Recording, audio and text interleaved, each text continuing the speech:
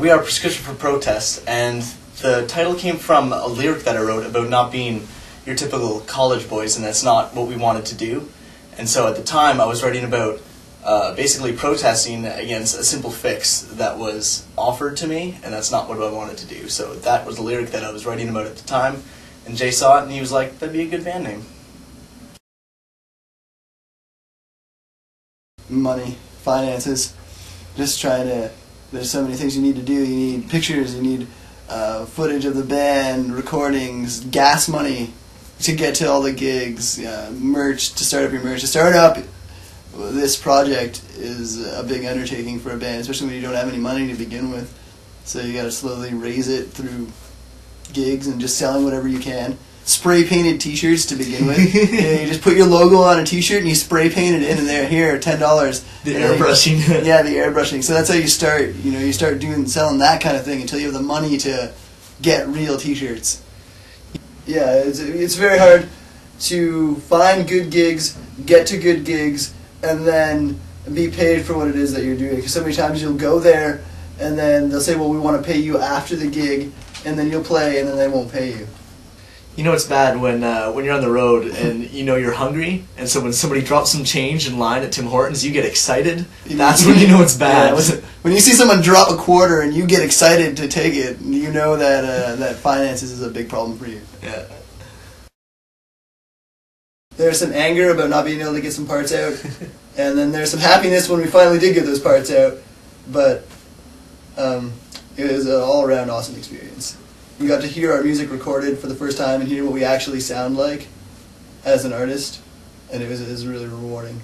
It was a growing experience, the three of us pushing each other to our limits at the time of recording, living on nothing but microwave food and Tim Hortons chili, minimal sleep in a motel, which the only good thing about that motel was a pool, which was over-chlorinated, but it was good times. You learn a lot from experiences like that.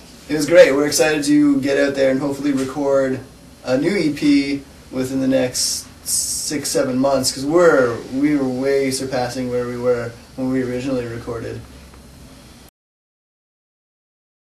The typical show for RX is driving 4 to 5 hours to a venue. Then once you arrive, we usually arrive early, waiting 4 to 5 hours for the venue to open. So sitting in a van, just kind of chilling out like we were doing for the past 4 or 5 hours. Then once we finally get in, set up takes about 15 minutes. We sit around for another 3-4 hours before we get to play an awesome show, sign some autographs, meet some fans, sell some merch hopefully, pay the gas money, and back in the van for another trip. The biggest support in this industry is other bands, hooking up with other bands and getting shows from them, and people that they've worked with already know that are trustful.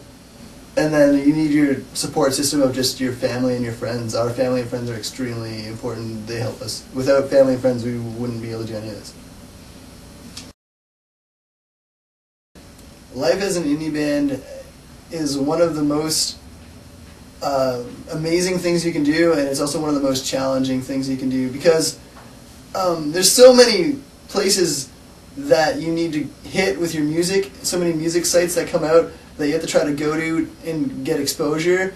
And there's so many sharks out there that are trying to get all these indie bands, because your title as an indie band, you're considered below all the professional bands when you're usually as professional as they are. And there's sharks out there that think, oh, you're indie, well, we don't have to pay you, and we can rip you off when we promise to pay you, and there's going to be no consequence.